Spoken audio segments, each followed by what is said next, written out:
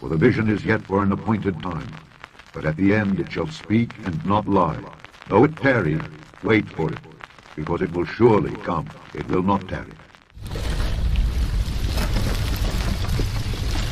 In the last few weeks, one of Australia's biggest banks made the move to go completely cashless. Can you imagine a bank without cash? In the past year, hundreds of bank branches have closed, signaling a shift towards digital transactions. And this trend isn't isolated to Australia only, it's global. And we're seeing a significant push towards a cashless society. Is this shift about convenience or is it about control? The smart mark has brought order to my life. Alongside this transition, an estimated 50,000 to 100,000 people worldwide have opted into microchip implants inside of their body. All money is to be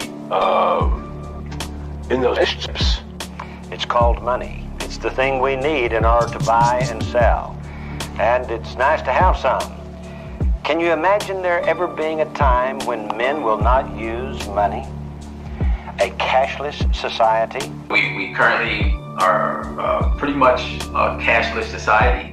So you could think of biopayments making us a cardless and also the need for your phone society, where everything is secured via my bio and I do not have to have a physical card or have my phone to process a payment.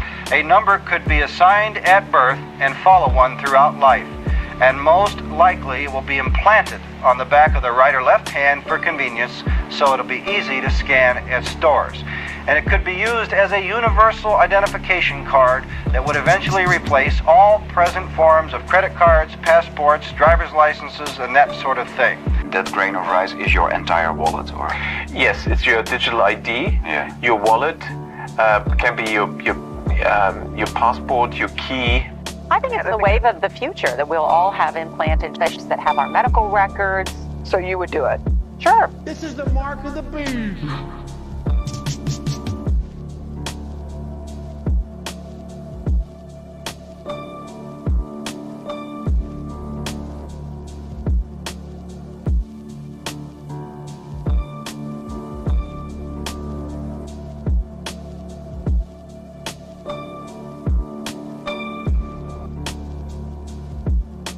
Governments around the world have been relentless in their push for digital currency and digital ID. Now, I have continually warned here in this place that this is a recipe for disaster. What happens when your data is hacked? What happens when the government blocks your access to money or services as punishment for stepping out of line, like Nigel Farage? There's an example. What happens when you exceed your carbon limit and you discover that your ability to buy and sell is suddenly cut off? I think we're all going to be microchipped one day. God, I hope not. Would you opt in or opt out? I would definitely opt out. I don't trust the government for a start. That would be okay, yeah. Did you get it, would you say? I think so, yeah. Yeah, let's consider it. Okay. Yeah. I would not. I mean, I'm not a dog. They're going to introduce it gently and slowly and softly, right? They're only exposing that technology to you right now. So they're showing you this is what we've got. Yep. This is what we're presenting you. Yep. What haven't they got? That they're not telling you. What have they got that they're not telling you? So that we're being programmed to get used to it, right? Exactly, we're being conditioned. And so then once it actually comes out, we're already, used to the idea of it being, pushed out in full force, that it's more accepted, right? It's not about being accepted. We've got no choice. For people like Kayla Suzanne, embracing technology in the future is a clear way forward. So little birdie on the street told me that you have something in your body. Yeah, I do. And what is that thing? I've got an implant. It's a dual frequency implant. Is having a microchip in your hand made your life easier? Absolutely. I've got multiple businesses. I don't have to carry around a handful of business cards, and it leaves an impression. What are your personal thoughts on Australia becoming cashless as a society? Contrary to what you might think that I would prefer, I do not agree with it. I think it takes a lot of control away. I think if there was a chip implant for a payment, I would use it for convenience, but I certainly wouldn't want to just completely give all my power away to... How much did yours cost? Maybe $200. It wasn't too bad. And the procedure took what, like instant? It's like getting your belly button pierced or something. It's just a quick in, out, Band-Aid. Reminds me of myself. Next question. Would you personally get the Neuralink? Yeah? It's very weird, but biohacking is about using tools to be more efficient. I think that's pretty cool.